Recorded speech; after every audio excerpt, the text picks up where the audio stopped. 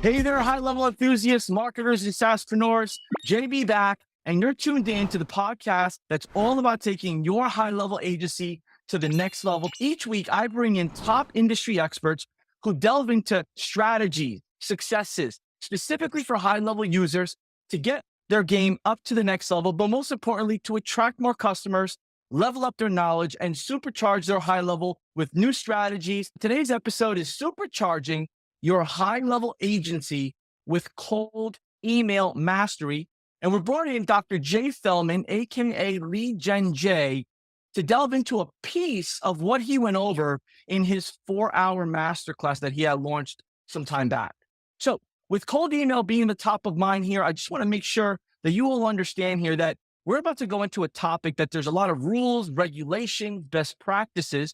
So what we go over here is for you to do some additional research and to understand how it fits into your market.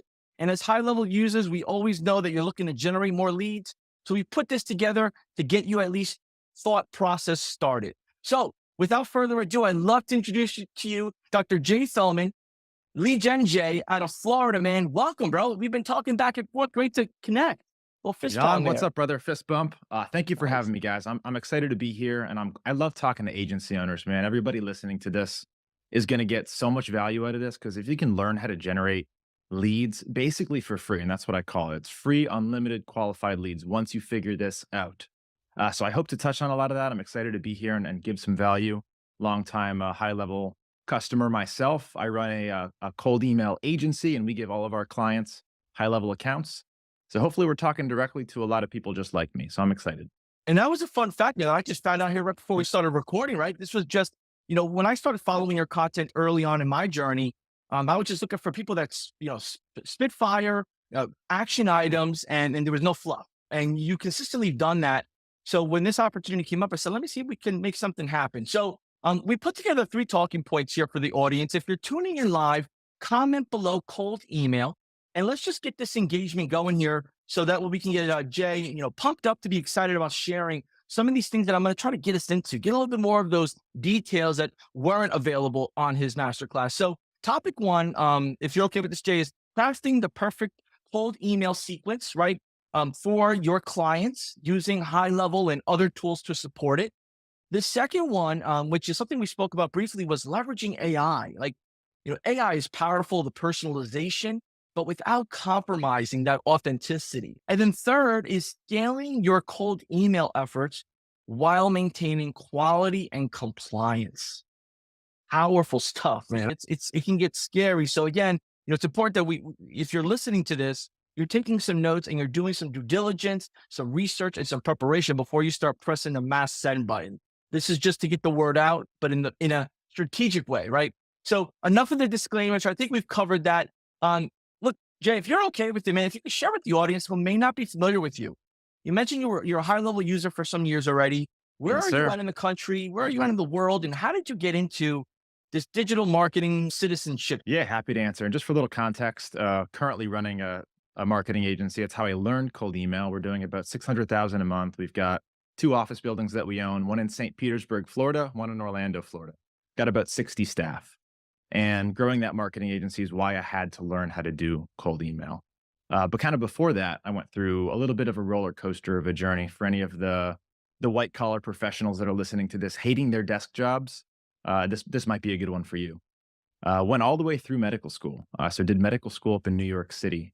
About halfway in is when I started that marketing agency. We were working with hospitals, clinics, doctors, med tech companies, and working on their social media growth hacking. Cold email was a part of it. PR was a part of it. Paid ads was a part of it. So I actually learned a lot of that stuff while I was in school. And then I do my residency as a family doctor. We're 1 year in. I'm trying to balance both things, making more than every doctor that's in the hospital. So I'm like, what the hell am I doing here? So eventually left after year 1 and went all into business and started with 0 funding. We're like, how the hell are we supposed to compete with these marketing agencies that have been around for 100 years that are already investing all of this money in paid ads, in PR and SEO? It's tough to compete, and I'm sure a lot of the listeners can understand that. They feel that.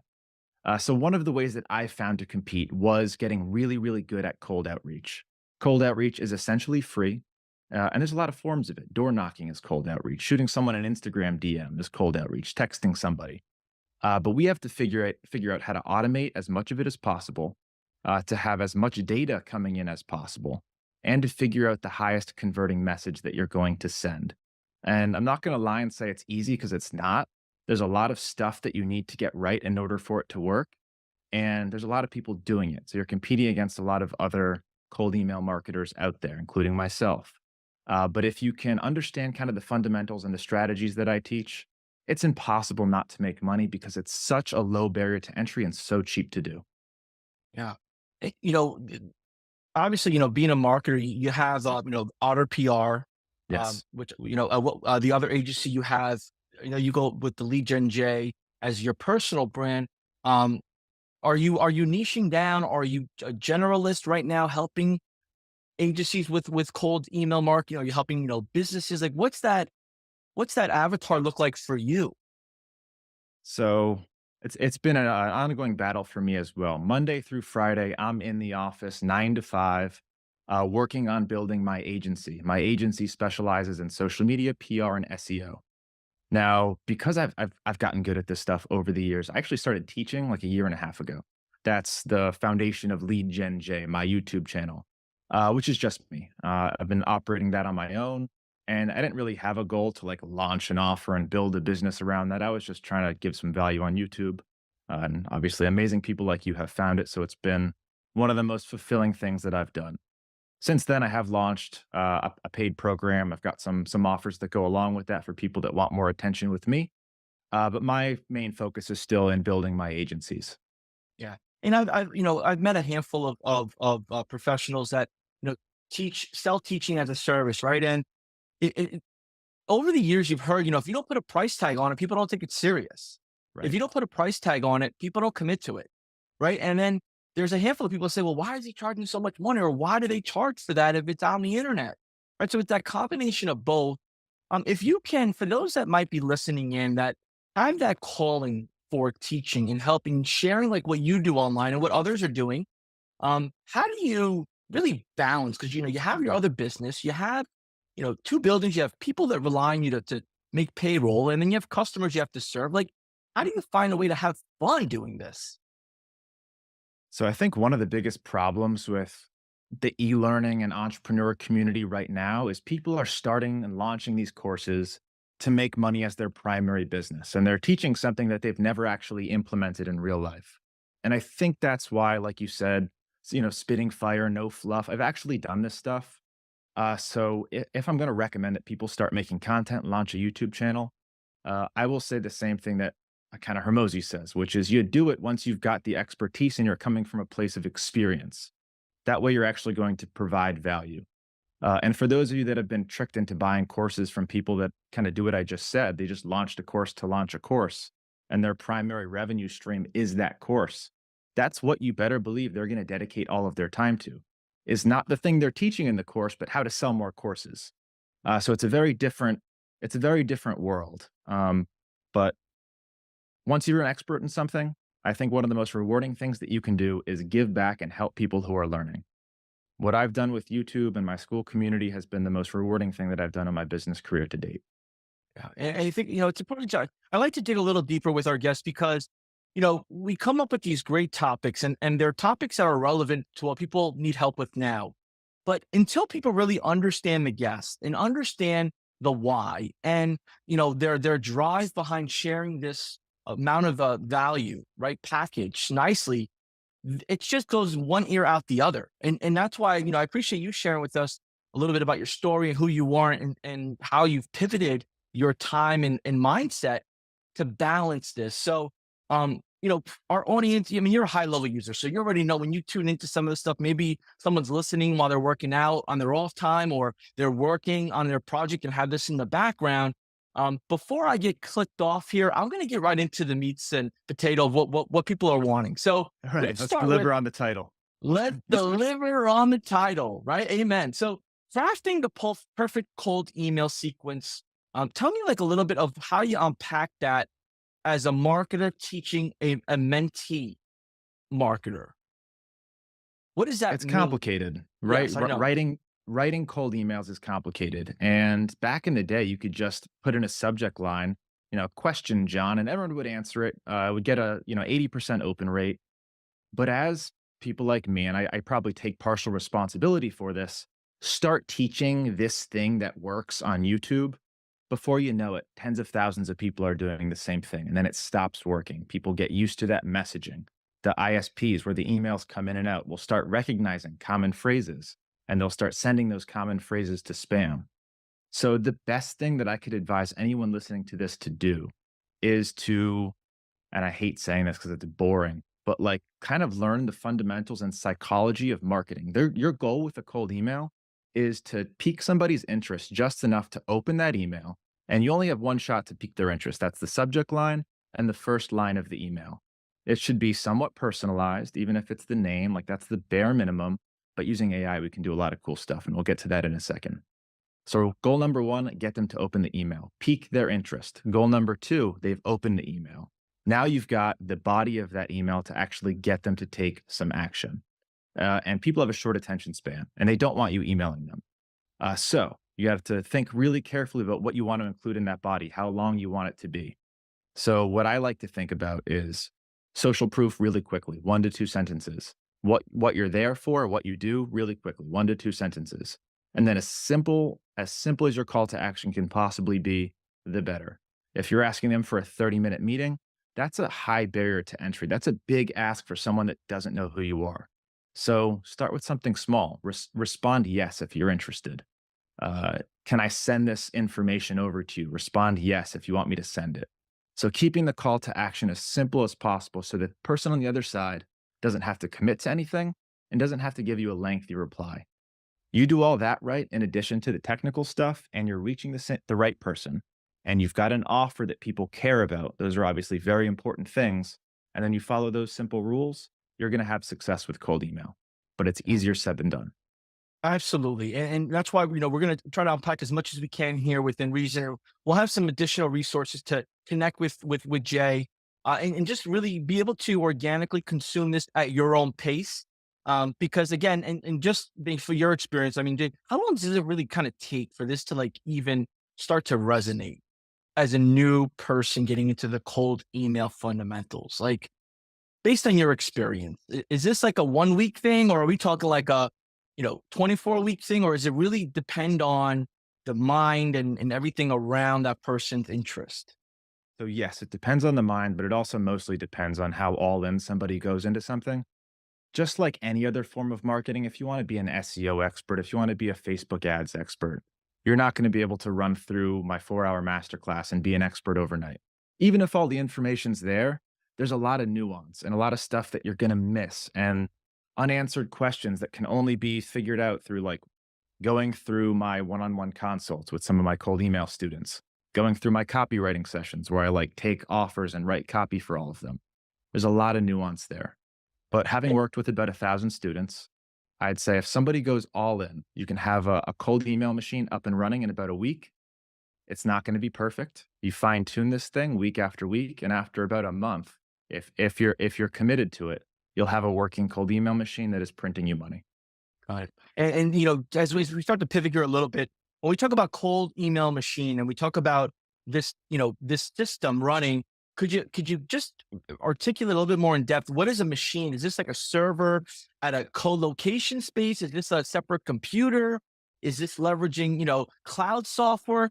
Because you when you start to hear this episode, like, man, this is like a big operation here we're about to jump into. I just want to make sure that I'm sure that you could go in depth, right? Depending on the type of business and the regulations in your industry. But how does somebody start to just get the word out in mass without going to the spam box every time? Could you break down a few minutes without interruption, kind of like that crash course? Sure. And we'll try and break it down as simple as possible. You need emails to send emails to, which means you need contact information, you need names, you need the email address. It's good to have the name of the company, the location. So you need to find those somewhere. So typically we go to a B2B contact database like Apollo IO or Zoom Info. There's a lot of them out there. You can pick one. And if you're interested in getting like low cost data, join my program. So you need the emails. You need a way to send the emails. That is going to be a software. You can use Go High Level for cold email, but to be honest with you, it's not optimized for it. So I've got my own recommendation there. And And just then, pause there real quick. yes. Also, we had talked about this briefly offline. There are with the domain, your domain name, right, being typically what people log into and where your transactional emails come from, and everything associated with your actual like business transactions, like through Stripe or whatever you're using. You don't want to quote unquote burn that domain or penalize that domain. That's the important part of it because sometimes people may think, oh, well, he's probably got his own program that he wants to tell us. No, this is more of a systems and technicality that we're trying to be proactive with. Is that fair to say? Yes, and the Okay. third piece of that puzzle, you need the software to deliver the emails, you need the database. The third thing is you need an ISP to actually send the emails, like Google, like Microsoft Outlook. We don't use Zoho anymore, but that's one that we used to. And to create those mailing addresses, and they're disposable. Treat them as disposable for cold email. You do not want to use your primary domain for this. So if my domain is leadgenj.com, I don't want to send cold emails from that domain because if people are marking that as spam, now I could get blacklisted on my primary domain, and that is very bad for business. So you want to buy other domains like myleadgenj.com, getleadgenj.com, and then create different sender addresses attached to that domain. Typically, I recommend people start with 10 domains and 30 mailing addresses. So three email senders per domain. And then each one is going to send between 30 and 50 emails per day. With those numbers, you get about 1,000 emails per day. And that's the machine. And there's a lot of ways to protect it from going to spam, like email warming, which you can do right there in instantly, which is also going to be the sending software. There's DNS records that need to be set up correctly within the domain. If those aren't set up correctly, you'll get blacklisted and go to spam. So there is a lot of technical infrastructure that needs to be right, needs to be dialed in for this to work. But to be honest, that's the easy part. That's just follow step one, step two, step three. The hard part is the offer. Who are we going to send emails to and what are we going to say? Yeah. When I watched, what early on, when I watched your videos prior, maybe about 12 months or 18 months ago, um, I, I ended up registering a handful of Google domains. And then it said, well, you should also get a bunch of Outlook domains because, these ISPs are going head to head. One's letting their people in and others are not. So you need a nice diversity of, I guess, what you call the top two, right? The Outlook and Google Gmail domains. And then as I was learning about it, I came across you made some recommendations of a few different softwares, and I ended up using the one that you had mentioned before instantly. But the mistake I made was I never saved all the passwords. Like I got so excited on doing this. So something so minor is making sure you have your Excel sheet, you save all your passwords and your Right. logins, This is the and you set up. nuance. I was like, "Oh, man," because it takes time to do this, Jay. I mean, you Yeah. obviously know it's like 8 to 10 minutes easily if, you don't know the steps one by one. But I say that to say this, that you're teaching a way that's not like a black hat hacker way. This is a way that you're just leveraging the main top 2 providers that are out there, and you're sending emails in a compliant way, but you're sending them in small amounts versus pressing a button and blasting them all at once as if it was like a DNS attack. No, you're absolutely right. And when people are thinking about what provider to choose, Google or Outlook, there is a justification for what you said. And a lot of platforms will actually do provider matching. So you upload a list of emails, and it will actually use your Google sender accounts to only email the Google recipients. It'll use only the Microsoft to deliver only to Microsoft recipients, and that will increase deliverability rates. But yeah, there's a whole industry built around this. It's not black hat. There's, billions of dollars in this. Salesforce uses cold email, HubSpot uses cold email. A lot of the biggest, I don't know if you guys do. Does Go High Level use cold email? Do you know? To be honest with you, I'm not privy to understand that. It's way too deep. But when I Yeah. was at some other companies, and publicly traded company, and one that just got VC'd at that time, they used a process to grab from databases and make introductions, Yep. whether it was SDRs, BDRs, and they also went through the issues of having to do DKIM, SPF, and all these different nuances to get these emails going. And those accounts would get suspended too. Yeah, So if you it's a don't do real it thing correctly, across. yeah, if you don't follow, like, best practices, it's gonna be a matter of time before the domains get trashed, the senders get trashed. That's why you need to be very careful from the beginning not to use your primary domain, and it's all a learning experience. And I've done videos as to, like, find out why, what happened, what did I do wrong? Did I not include, an unsubscribe link in the email? Did I include, like, words that were triggering spam filters from the incoming ISPs? Like, you can't just say 100% guaranteed in a cold email. You can't say make money in a cold email because they're going to find those words, flag them, and send that email to spam. And if you send it enough times, the whole domain gets blacklisted. There's a lot of technicalities there, but That's and absolutely, we don't have all the time, right? And yeah, I believe you're alluding to this, like John. I don't want to let the audience down here, but we can't go through a whole chapter one because that alone is just the intro here. So I get it.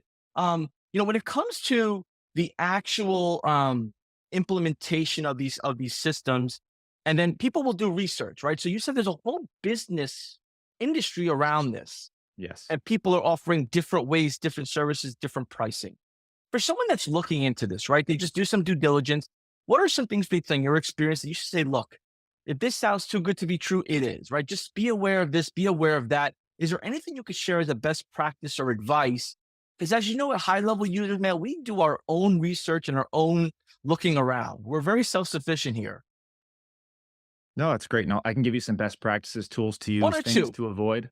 Well, yeah, Uh, things to avoid, and maybe like not falling for the trap of, oh, this company could do everything for me for this or that. Like the bait switches. Right. And cold email agencies, you just mentioned do everything for me, the done for you thing. Some are great, some are not. We run one. The technical stuff is the easy part. If the cold email agency is not really good at the non-technical stuff, there's no way that you're going to succeed. So I mean, when we were starting it, we hired all kinds of cold email agencies. If they had a good offer, we'd try it for a month, 2 months. If they worked, we'd keep them on board. If not, we let them go. But we learned something every time. So that's something that you can try. Just expect it to not work. And a lot of it comes down to your offer and your targeting. Now, if you're setting up the machine on your own, here's some tools that I suggest that you use. Instantly AI is my favorite. Not that it's the best cold email sending service. It's a top tier, but it's the easiest to use to get on board. They have a full suite of services to help you. They can even do mailbox setup for you. They now do website visitor anonymization for you. Really cool site, really easy to use. In terms of getting data, it's relatively affordable, but I like to use Apollo.io. A little bit more advanced. It has more data. It's a first-hand data source. So those are two tools that I like to pair together. What is your opinion of, or is this an old best practice of scraping Google business listings? I've seen and heard that very often. People scraping the Google listings or going through the listing sites like through yellowpages.com and these type of directories. Any opinion on that, or Great what do you? practice for anyone who sells locally. Scrape Google Maps, and then if you're trying to sell to local businesses, and you have an offer that's like, "We'll help you with your online reputation or your website or your social media," it helps you a lot to have information about those things, so you can actually reach out to people that have pain and have problems, and then call out those problems in the cold email, which makes it a lot more effective. So yes, if you sell to local businesses, absolutely use those tools. But you And can you had access most of that from Apollo as well. Yeah, and you had said before, and I'm just trying to grab these nuggets because you know, Please. I know that this stuff some people don't know how to ask it or they don't know what to ask. But like, you had mentioned before that the settings and the technical stuff could be very easy, right? If you know what you're doing and you're an expert at it. The hard part is the messaging, the offer, piecing everything together, right? So you mentioned with the local businesses, right? That's a good source because they're speaking the language and it's that audience that you want to help anyway in your local market.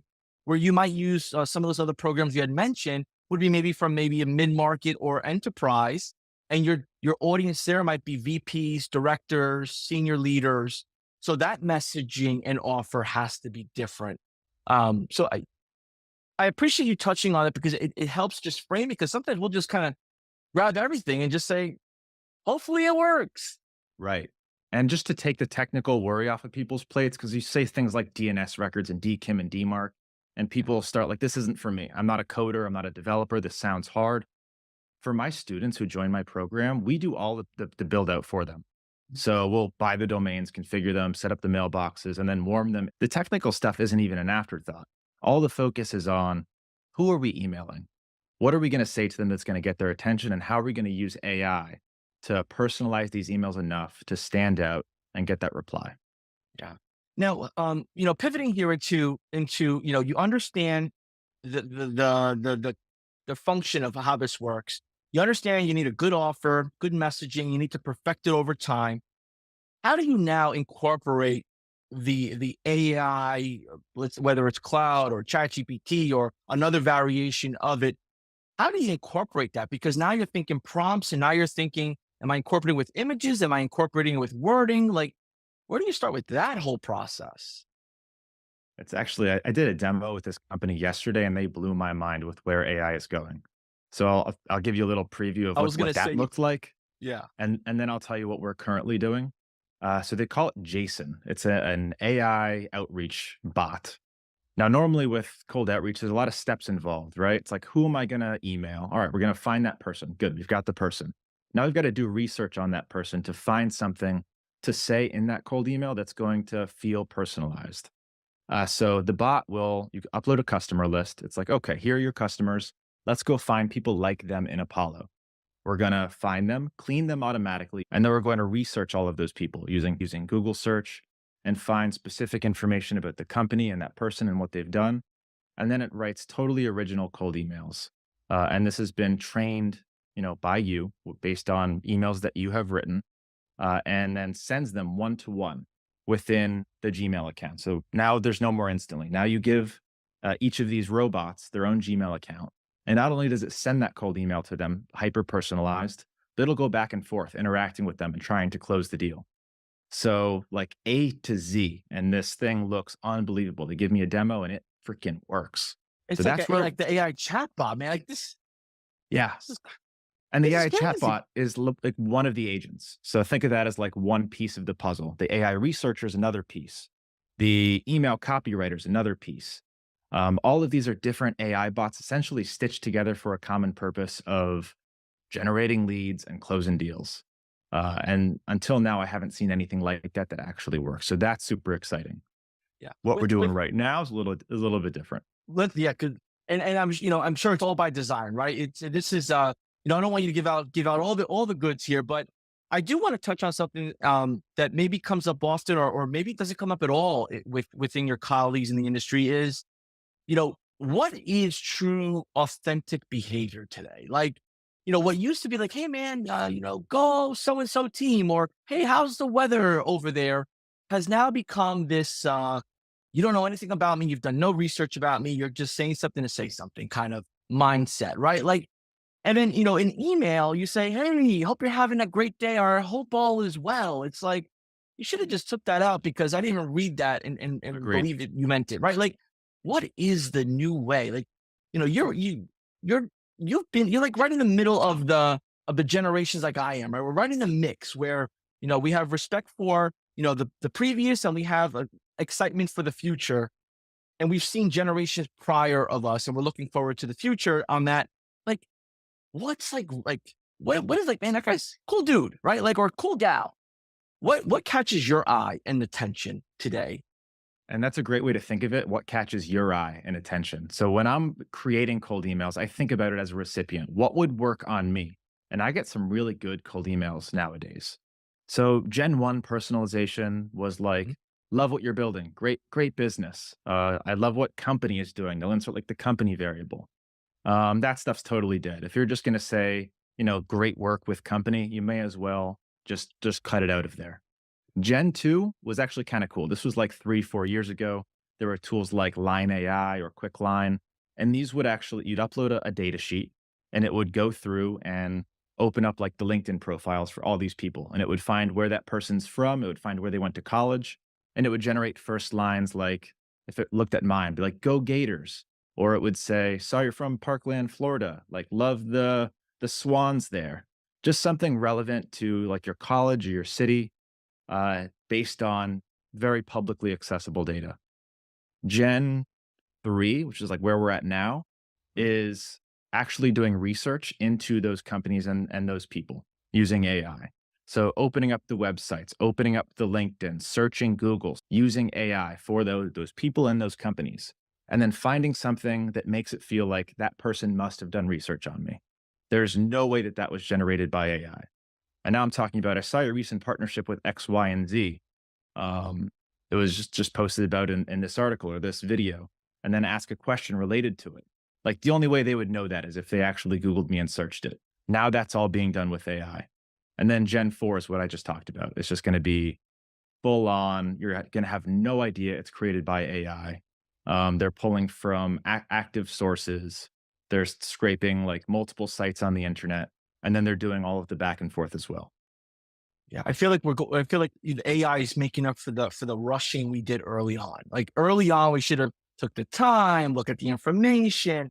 Back in the day, it's like actually writing your homework down with a pencil, right, and doing Yeah. the sharpening. And we flew by that in sales and marketing. We just said skip that. That's not. I don't have time for it. And now AI is picking up that. I guess almost resetting it. That Yeah. detailed research. Like it's almost like going back to the library where maybe some libraries are obsolete or empty in your area, right? So interesting on that. And, What's really interesting, just want to add one more thing here. go absolutely. A lot of us cold emailers are really nervous about, all right, Google and Microsoft, like they're advanced. They own their own AI models. At what point are they going to start screening these incoming emails and saying, okay, that's a cold email that was written by AI? And I think that's kind of coming. I feel like we're starting to see some of that, but they're going to have no chance against these next gen AI tools that are actually doing the research and crafting unique messages for each recipient. I don't know what the hell they're going to do because they can't detect most AI content if it's humanized, and if it's truly personalized. Like how are they? They're going to have no chance. So if you're up to date on the newest AI technology, that's not even a fear I have. I think it's like fishing with dynamite right now with cold email if you know what to do.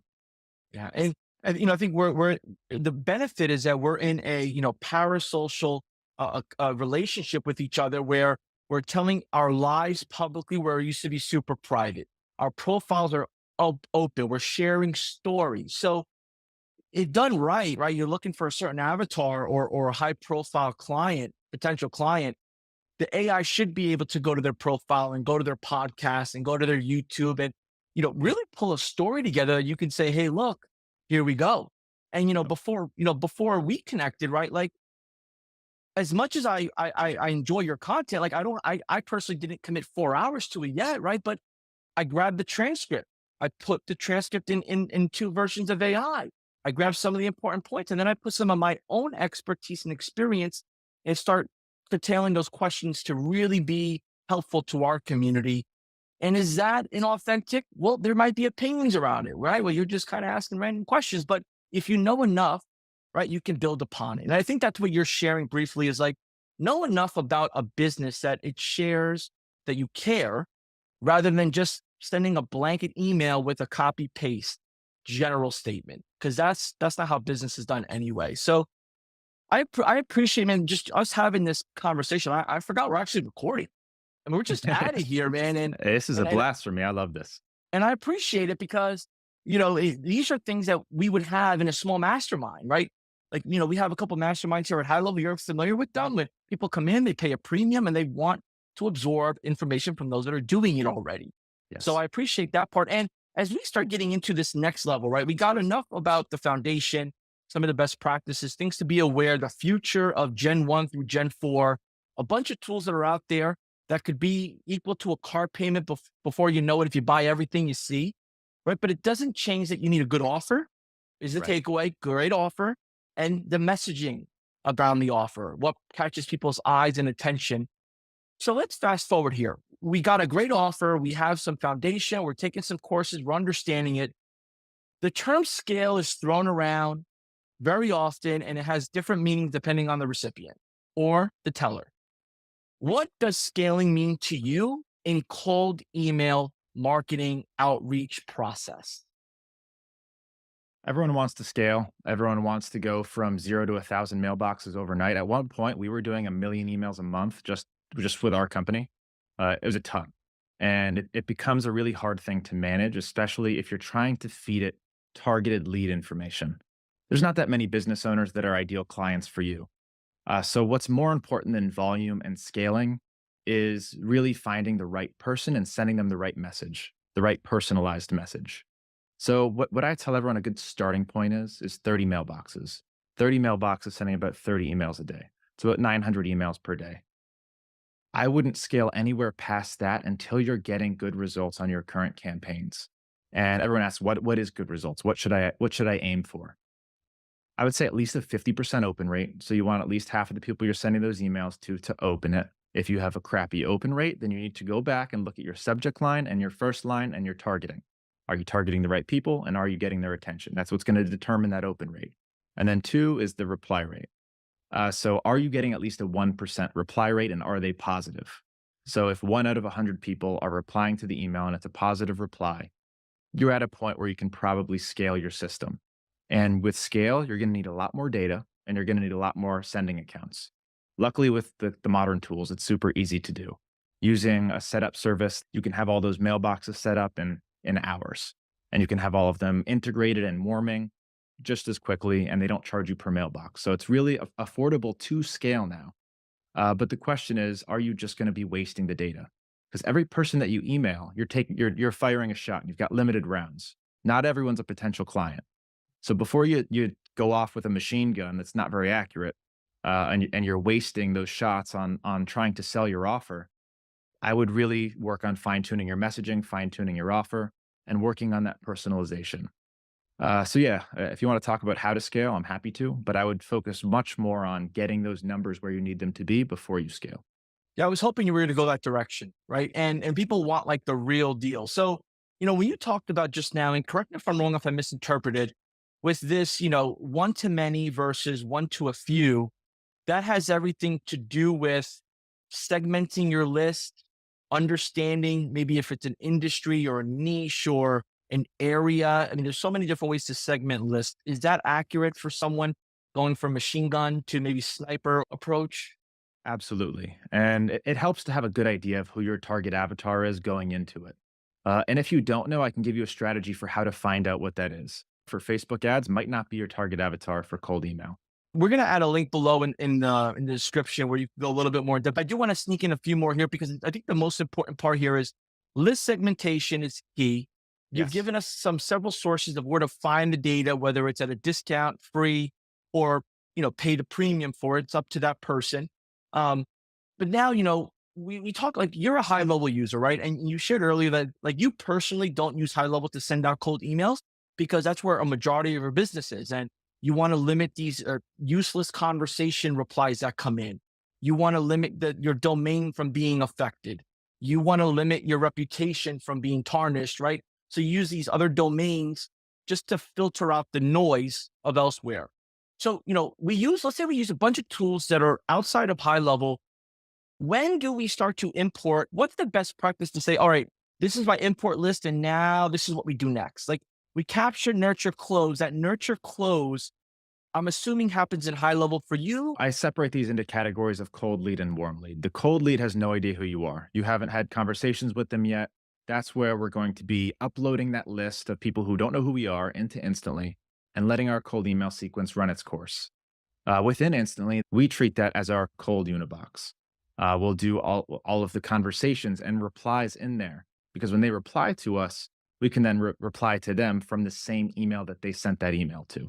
Very key for cold email, very key. Now, when that cold lead becomes a warm lead is the question. The rule that I like to follow isn't when they express interest. For us, it's when they take some sort of action, whatever action that we want them to take. In a lot of cases, it's booking a call. In a lot of cases, it's grabbing a lead magnet or an opt-in form. So we'll have a team trying to get them to closer to take that action. Send them the link to the opt-in form, send them a link to the calendar. And then all of those things, the opt-in form's built in Go High Level. So if they opt in, boom, they get put into our nurture sequence in Go High Level. If they book a call on Calendly, Zapier automation runs, send that lead into Go High Level to be nurtured and reminded and everything that you would do with someone who books a call. But that's where I really make that distinction. I like to keep it in Instantly as a cold lead until they take some sort of action that we want them to take. At that point, all further communication happens from our primary domain, with our real team and real Gmail, and all of the follow-ups that they're gonna get is from Go High Level. You have a team that just focuses on that inbox, that the cold, like your cold Yep. team, right? That's a whole other job in art. What is your experience, opinion, best practice, or just feedback on incorporating links initially as part of the cold outreach, Giphies, and images? Is that something that is trickled in after the initial response? Or do we personalize and make it fun and interesting as like looking at somebody in the street and smiling at them the first time you see them? There's a lot of back and forth on this, and actually asked all these questions to one of the top email guys I know, Daniel from Warmy.io. A lot of people get caught up on what to and not to include in their cold emails. The only rule that I'll say is like steadfast, don't do this, is don't include links that would have a low trust score or that most people aren't familiar with. So if you want to send a link, if you want to send a YouTube link in that initial cold email, I've never seen it done any harm at all. If you want to send a link to your brand new website to opt in on a domain that no one's ever heard of, I would be a little bit more careful. Not only can that domain end up on a blacklist, which causes all kinds of problems, and you don't want that to happen with your primary domain, but the chance of that email going to spam with a domain that doesn't have a high trust score is high. There's a good likelihood it ends up in spam. Regarding Yeah, images, videos, GIFs, test them. The image and the GIF itself isn't going to destroy your deliverability. It's the content of it. A lot of the cold emails that I like receiving are like AI generated GIFs and pictures with like my face over this thing. Some of them are fun and they're engaging. And they go to my inbox. I have some campaigns that work really well sending Loom videos or sending images, but a lot of them don't. So those aren't rules. Those are things that you should test and see if they work or not. absolutely. And the monitoring that trust score these days, where do you like, what's the source of truth? Like, Google has the postmaster, Outlook has their form of the postmaster. Where can you go to like, because there's the rules and the processes are like little gray labeled out there, right? It's like SEO. There's like, you can go into Google and look at their updates and their developer guides and Facebook, etc. But it doesn't like give you a black and white answer. No. Where do you typically go to at least understand my account shot, done? I got to evolve or I got to change my strategy altogether because I'm doing something wrong based on all of these no longer being available. Right. And this is going to be good knowledge for everyone to have because everyone's got a primary domain that they do business from. So there's a few easy things to check just to make sure that this domain's good to go.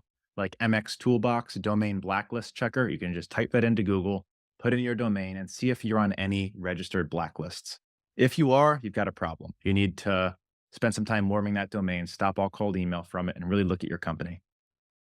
For us, when we do a more in-depth analysis to try and see what's going on, maybe it's not a domain blacklist, maybe it's an IP blacklist, maybe it's something that we're saying in our cold emails or in our warm emails that could be triggering spam response. So that's what you do to check. And then if you want to do like a quick test instantly, you can just check deliverability and it'll just say, all right, your DNS is set up correctly. The content didn't trigger spam, like you're okay. Yeah. And I mean, all these programs offer some sort of freemium, right? Like the internet's a business at the end of the day, right? So, when I've gone to MX Toolbox, a great tool, a lot of information, but it always says, hey, you should upgrade to get better results. And there's tools out there. I didn't realize that these tools were available.